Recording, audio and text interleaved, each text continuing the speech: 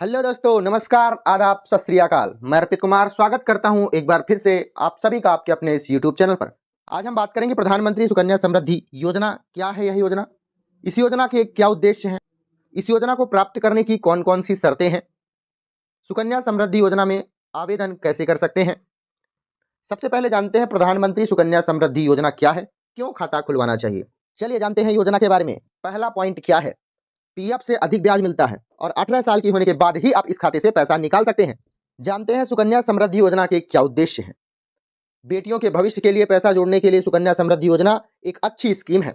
इस योजना के तहत आपको पीएफ फंड की तुलना में ज्यादा पैसा तो मिलेगा ही, बाकी यह माता पिता के टैक्स प्लानिंग में भी मददगार होता है। दूसरा पॉइंट आपके सामने है, आप अपनी 10 साल की बेटी के लिए यह खाता खुलवा सकते हैं। इस पर वर्तमान में 8.1% का सालाना ब्याज मिल रहा है। इतना ब्याज तो कोई भी कंपनी नहीं देती है, ना कोई बैंक देती है। चलिए आप जानते हैं सुकन्या समृद्धि योजना को प्राप्त करने की शर्तें कौन कौन सी हैं।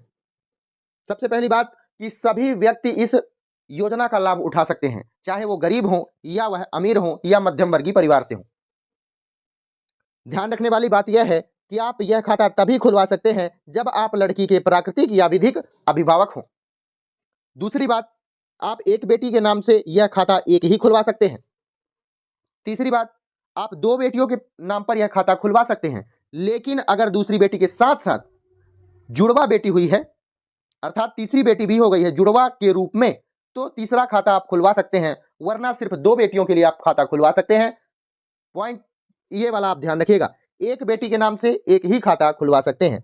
टोटल आप 2 बेटियों का खाता खुलवा सकते हैं। आवेदन किस तरह से करना है आपको? सुकन्या समृद्धि योजना का एक अकाउंट खुलवाने के लिए फॉर्म मिलता है। आगे चलकर मैं आपको जरूर बताऊंगा कि यह फॉर्म कहां मिलता है। साथ ही आपके पास बच्ची का जन्म प्रमाण पत्र होना चाहिए।